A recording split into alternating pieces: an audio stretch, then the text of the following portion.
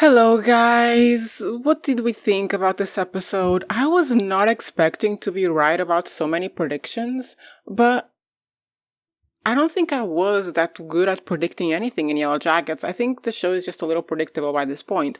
But you know what I was not expecting? Callie. Did anyone else think this? Come on, it's her, right? Well, let's explore this. Hello everyone, if you are new on the channel, my name is Joe and I review all of your favorite TV shows or just a lot of them, honestly. I'm doing 4 or 5 TV show reviews a week on this channel, and I'm also doing a few extra ones on my Patreon, go check it out. But about Yellowjackets, listen, I was saying all along that it was Melissa, that Melissa was alive, there is no freaking way that she was having such an important presence in the past and she wouldn't appear in the present. That was correct. I think everyone was expecting that. I don't think anyone was surprised when we finally saw Melissa appearing. I think it was exactly what we were expecting. Maybe we were expecting to see her earlier, but whatever. Now, she could be lying. She could be lying because what does Melissa tell Shauna? Melissa tells Shauna that she faked her own death with a suicide note. Sure. Because she wanted to live a normal life. And then she went and fell in love with Anna's daughter because we know from previous episode that Melissa and Jen became very close to Anna. And I'm still thinking, how did they have so much time to become so close to Hannah? How? I'll explore that in a second because we see them wanting to stay. I'll explore that. But Melissa and Jan became very close to Anna. Anna told Melissa, okay, this is where the tape is. Go get it. Show it to my daughter. I need her to know that I love her. And Melissa, baby girl, got the tape and just kept it in a safety box for decades at this point, or at least years, potentially 2 decades. And she fell in love with Anna's daughter. I was thinking in the beginning, ew, but then I was thinking, I don't think they are that far apart in age, so it's probably okay, but it's still ew, because you were involved in the murder of her mother, and now you fall in love and marry her? Girl, that's not okay. That's, Melissa, that's not okay. Not okay. But yeah. She has a life with this woman, she has a kid with this woman, and then after Natalie's death, baby girl Melissa started having awake nightmares, aka flashbacks. And why does not Melissa know that these are flashbacks potentially from some disorder or consequence or trauma of what she went through in the wilderness? Why does she call them nightmares during the day? Because she's going to a therapist who is not even a licensed therapist. Baby girl, no. I love that Melissa is supposed to have a normal life, and yet nothing about it is normal because she married the daughter of the woman she helped kill. She goes to a therapist that isn't a therapist. She wears a backwards cap at the ripe old age at 40-something. Girl, you are not living a normal life. Give it up. But yeah, she says that when Natalie died, she was having these flashbacks and it was going insane. So she wanted to... What did she say? She wanted to get rid of it. She wanted to find closure, basically. So she found the tape, she took it from a security deposit box, and she delivered it to Shauna's house.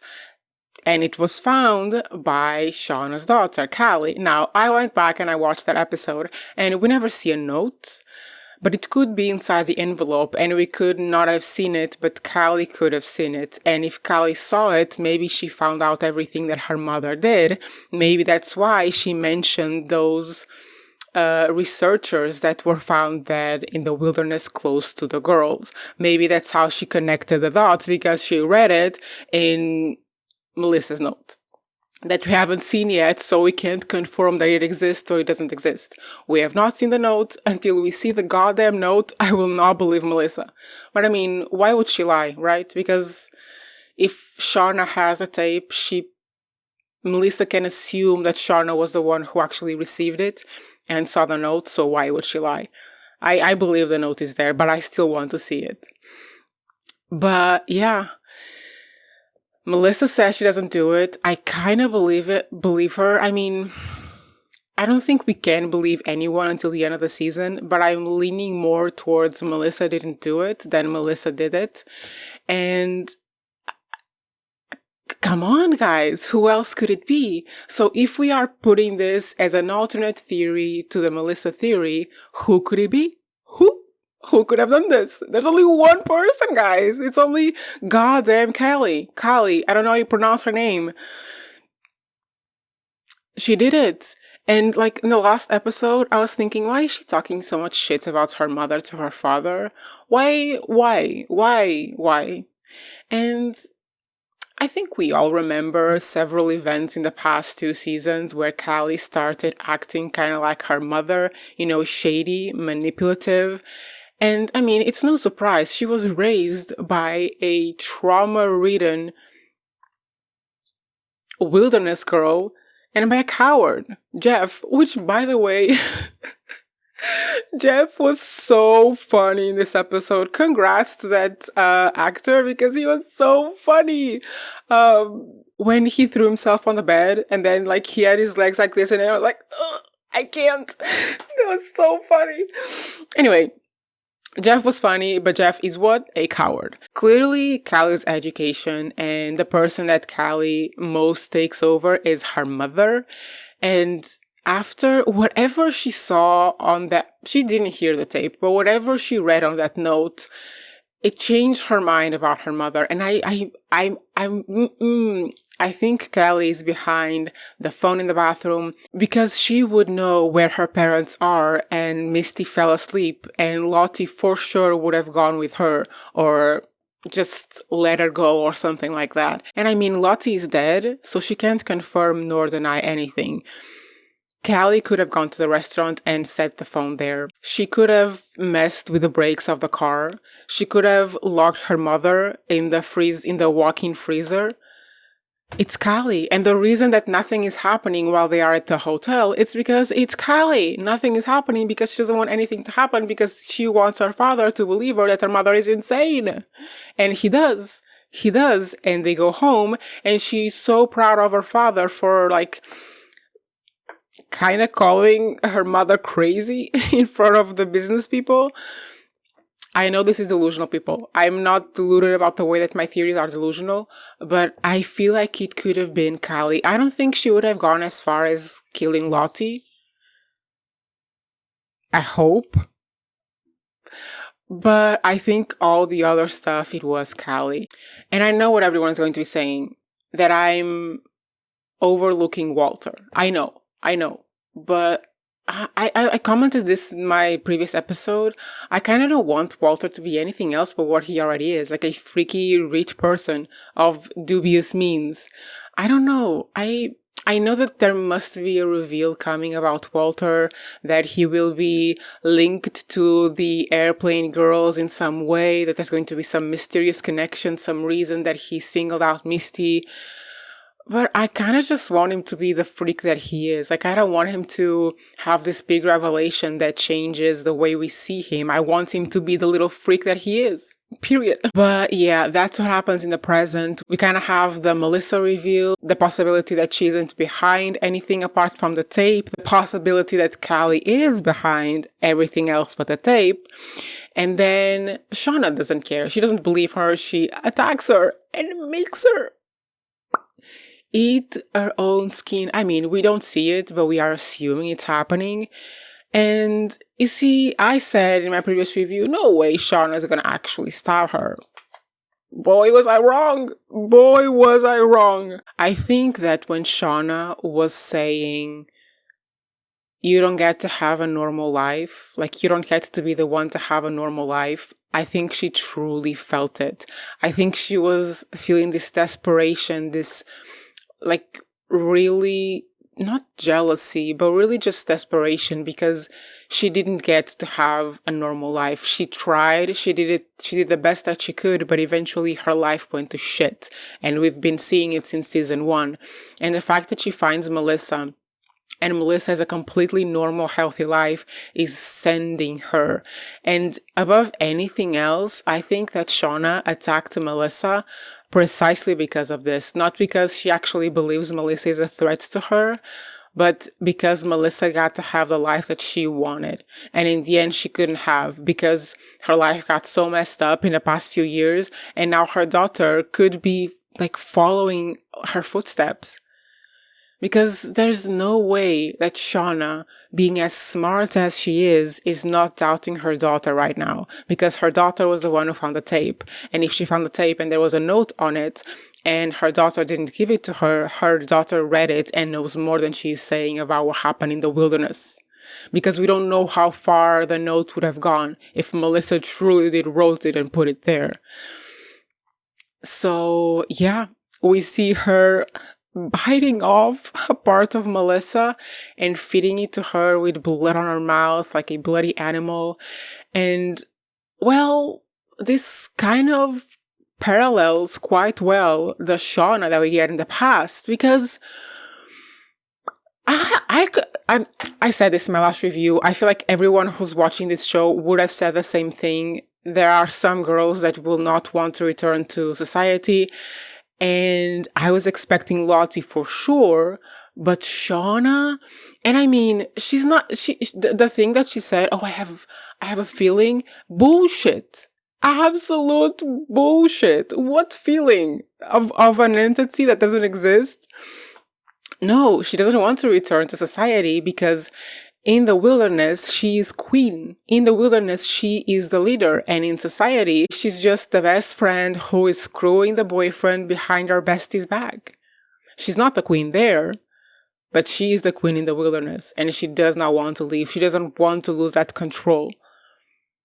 And Lottie doesn't want to leave because she's insane.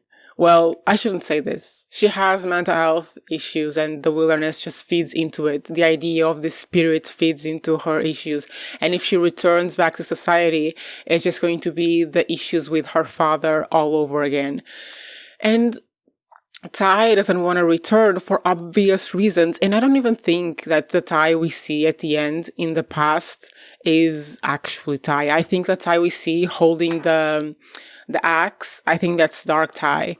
And she doesn't want to leave because she's afraid that if she goes back to society, she won't be able to date Van. So really the reasons for them not wanting to leave is not a feeling that something is wrong. It's just them thinking that they will have a better chance of a happy life in the wilderness than in normal society. And I just feel like the way they did this with with Shauna rising to power through violence, through influence, through imposing her own views, like when she got everyone else to vote against Coach Ben, she didn't do it out of reason. She did it out of fear. She basically said to them, you either vote for him to be executed or I'm going after you next. And I am insane, so you're screwed. And this is what she's doing now. She's going to win them over with fear. With fear. The rational decision is just to hike out of there and face the consequences. Maybe they will even be able to kill those two people. Clearly they will eventually. But they're not thinking rationally. They are thinking selfishly. And here comes my theory that I mentioned in my last review, that the girls would stay there for a longer period of time. Because the first shot we see of the past is them, we assume it's them right before they are rescued, right? They are in the snow, they are hunting people to eat them, and we assume that this is the very last thing that happened to them before they were rescued. It could have been the winter that just passed, it could have been something they did back then, and then they're over it, but I feel like it could still happen. And if Shauna truly convinces the girls to stay, or I don't know, if she intimidates them to stay, I feel like the last episode could have us see a flash forward moment where we see a bunch of time passing. We see them adjusting to winter. We see them hunting people. There are still 3 or 4 girls in that group that will not be alive, that will not be rescued, because we've seen the shot, the shot from the winter, the first shot of them in the past, it had 8 people in it. So there's no way all those girls are going to make it. And I feel like they either at some point during winter, the next winter that is coming, either they're going to hunt those girls and eat them one by one before they get rescued, or they are going to die of some other reason. What I hope we see is them being rescued this season. Please, I want to see them rescued this season. And I have a feeling it's not going to happen, but I'm hoping that we see a flash forward in the last episode from them finally deciding to stay and not getting rescued to them being rescued because someone finally finds them. But we don't know for sure that someone is actually after them, because we heard the lady say that they searched for them for months, but then it's kind of like implied that at some point they stopped searching for them. But surely their parents wouldn't stop, right? Surely, even if there isn't a big effort to look for them, some people still are looking for them. So I feel like if this flash forward happens and we get to see them in the snow again, and it's like the full circle moment, which is the title of the 10th episode, it's full circle moment because we see that initial shot in the snow, and right after that they are rescued. Because someone is still out looking for them. And maybe someone also sent a rescue mission to look for the researchers, because that's another thing, right? We know that they will not come out of there alive. So what if the rescue mission that truly finds the girls is not a rescue mission for the girls, but a rescue mission for the researchers? And they find them dead, but they find the girls alive. Oh, and speaking of Darktai, I was forgetting about this. Why did she appear in the past with the literal Slender Man behind her? Have we seen that figure before? I feel like we have, but I don't really remember if we have or have not. But also, we're seeing Darktai again in the present, and I'm wondering, have we been seeing Darktai all along, or did Darktai appear in the present after Tai wasn't able to kill that person? And also, by the way, didn't we all expect this, that Tai would be sacrificing someone by the end of the season? And that moment was so funny. Like, she wasn't able to actually put the pillow in his face, but then he still died, and she was like, does it still count? You know, to the fake wilderness spirit that doesn't actually exist, but I believe it exists because I want my event to be alive.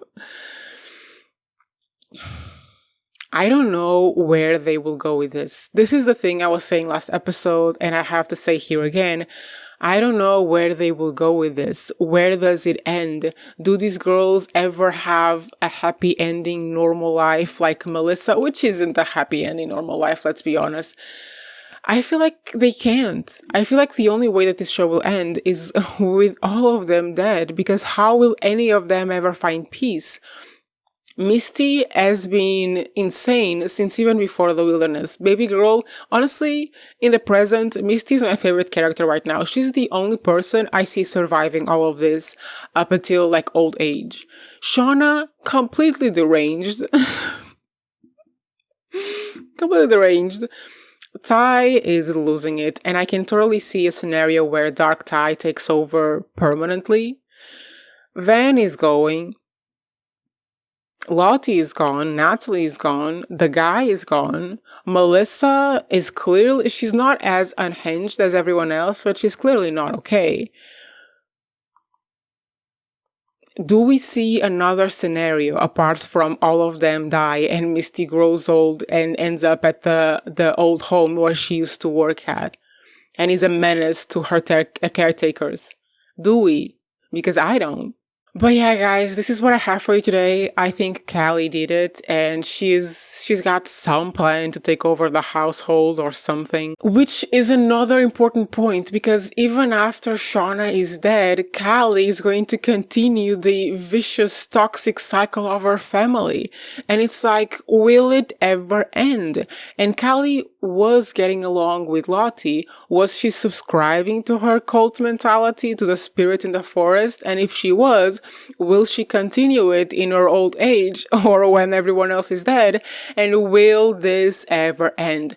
Honestly, the biggest plot twist this show could pull is not even the present timeline not being real, like I've previously theorized. The biggest plot twist this show could ever pull is getting to the end of this entire series, to the last season, to season 5, and doing a gigantic fast forward to this goddamn religion invented in the forest by their messed up heads becoming a huge cult in the future, or a huge religion. Can you imagine that? When we get to the season 5 finale, all the girls are dead. The only person surviving all this madness is Callie, who's been living with this shit for decades, her entire freaking life. And we fast forward 100 years, 200 years, 300 years, and we see this massive cult / religion that came from the goddamn inexistent spirits of the forest. Anyway, that's what I have for you today. It's never boring here at Miss Everything is Fine, because Miss Everything is not fine. But we pretend. Guys, I will see you, well, not tomorrow because no severance, but maybe tomorrow because the studio shot analysis, but potentially not tomorrow. No, I'll probably see you Monday with the White Lotus. Guys, I will, after the 9th episode of the White Lotus, I will revise my predictions and adjust them. But I can't wait to be right.